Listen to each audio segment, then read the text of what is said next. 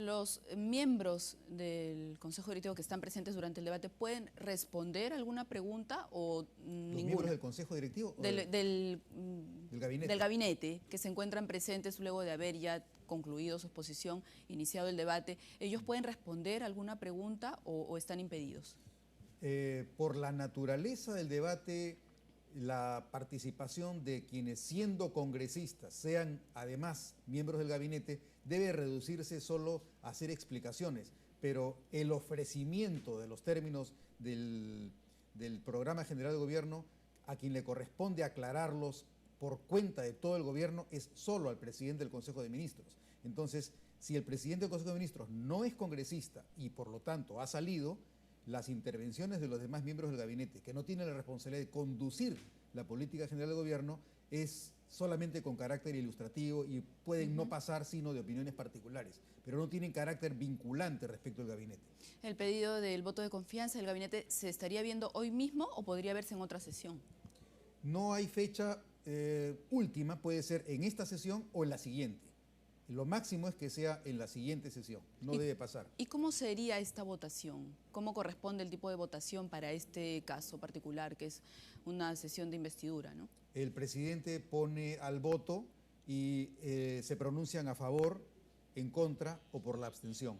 Y la resolución se alcanza con la mayoría simple, vale decir, por la mayor cantidad de votos respecto de las otras dos opciones. Si hay, por ejemplo, 44 votos a favor, 6 en contra y 41 abstenciones, hablamos de 44, 41 y 6, gana la votación a favor. Eso es la mayoría simple.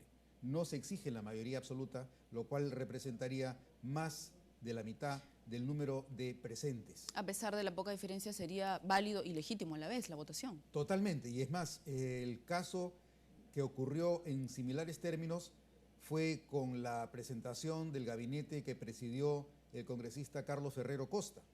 Cuando él se presentó en el Congreso, me parece que hubieron 44 votos, 49 votos a favor, 49 votos a favor, 6 votos en contra y 44 abstenciones. Si sumásemos las 44 abstenciones a los votos en contra, tendríamos 50 votos, pero los votos a favor fueron 49. Sin embargo, se concedió la investidura porque lo que requiere la investidura, de acuerdo a nuestro sistema parlamentario, es solo la mayoría simple, no la mayoría absoluta. Si la exigencia hubiese sido mayoría absoluta, no se le hubiera concedido al gabinete Ferrero Costa la investidura.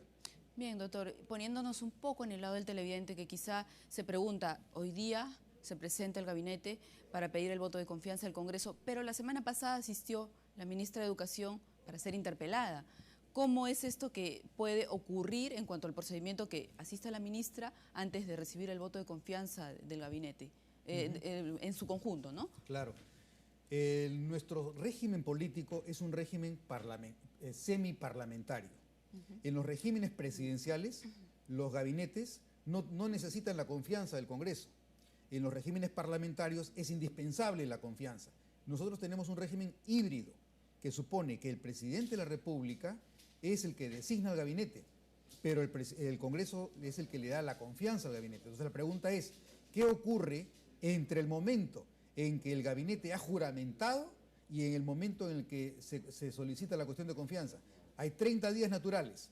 Cabe que durante esos 30 días ejerciten plenamente sus funciones los miembros del gabinete, con lo cual no solamente pueden suscribir decretos, pueden prestar declaraciones, sino además puedan ser interpelados, como ocurrió con la ministra de Educación, o, como en el caso del ministro de Defensa, hacer cuestión de confianza sobre la aprobación de un pedido de delegación de facultades antes de que se haya presentado el gabinete para solicitar la investidura. Efectivamente, esas son cosas que pueden ocurrir y que son perfectamente válidas. ¿Por qué? Parte de la práctica parlamentaria también. Parte de la práctica parlamentaria y va con la naturaleza de la investidura en el Perú, que es una naturaleza muy parecida a la que tiene la investidura en el régimen italiano. Esto quiere decir, te designo y estás encargado. Todos tus actos serán válidos, todos tus actos surtirán efectos, pero están sujetos a una condición. ¿Cuál es la condición? Que el día en el que tú me solicites la confianza, si yo te la otorgo, la validez queda convalidada, los efectos quedan convalidados. Si no te la otorgo, lo único que subsistirá serán los efectos, porque hubo un encargo legal y la validez quedará congelada. Entonces, es perfectamente posible que se realicen actos de interrelación entre el Ejecutivo y el Parlamento, así como que los propios ministros desempeñen en plenitud las facultades que les corresponde al interior de sus carteras. Bien, doctor, hay algunas preguntas que estaban quedando pendientes. ¿Qué pasaría si el gabinete se cambia y el Congreso está en receso? En este caso, ¿qué pasa? ¿Cómo es que el gabinete puede asistir para que esté dentro del plazo previsto, ¿no? ¿Se puede convocar a una sesión extraordinaria? ¿Cómo procedería en estos casos?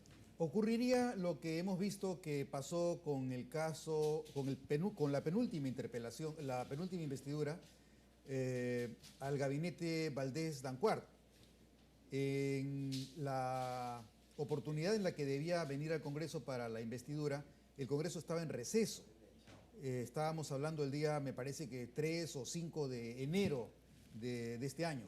El Congreso estaba en receso, pero la Constitución y el reglamento mandan que para esos efectos, cuando el Congreso está en receso, se convoque exprofesamente a una legislatura extraordinaria, a una sesión especial con una agenda cerrada, cuyo objetivo sea consultar exclusivamente la investidura luego de la presentación del gabinete. Cabe entonces una legislatura extraordinaria con una agenda cerrada. Bien, doctor, únicamente para ese tema. Solamente. Bien, doctor, ya casi para concluir esta entrevista, en el caso de que no reciba el voto de confianza del Congreso, ¿ha ocurrido esto en algún momento y qué pasaría en todo caso, no? No ha existido experiencia, considerando que la investidura es una institución nueva en el Perú. Solo empieza la investidura en el Perú con la Constitución del año 1993. Hasta entonces nunca ha ocurrido que los congresos requirieran investidura. En el supuesto de que se solicitara el voto de confianza y este no fuese concedido, la no concesión equivale a una renuncia.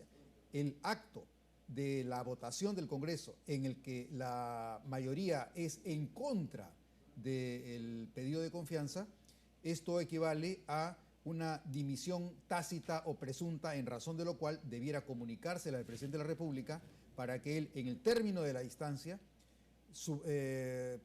subsane la condición de vacío en la que quedaría el país sin gabinete. Tiene que designar a un nuevo gabinete y pasar por el mismo proceso por el que hemos pasado ahora, en cuyo caso tendrá que tener mucha mayor consideración y tendrá que valorar mejor cuáles son las actitudes que tendrá que incorporar para que el gabinete que él nuevamente proponga al Congreso tenga suficiente legitimidad. Y si ocurriera que en 2 ocasiones sucesivas el gabinete que viene a solicitar cuestión de confianza no lo obtuviera, esto facultaría al presidente de la República para que constitucionalmente disuelva el Congreso. Se cierra el Congreso. Eso es previsión perfectamente constitucional. Bien, doctor, agradecemos su participación aquí en el canal del Congreso. Hemos estado acompañados por el jefe del Departamento de Investigación y Documentación Parlamentaria, el doctor César Delgado Guembes, quien nos ha dado mayores detalles sobre este tema tan importante que se realizará por la tarde, que es la investidura del Consejo de Ministros.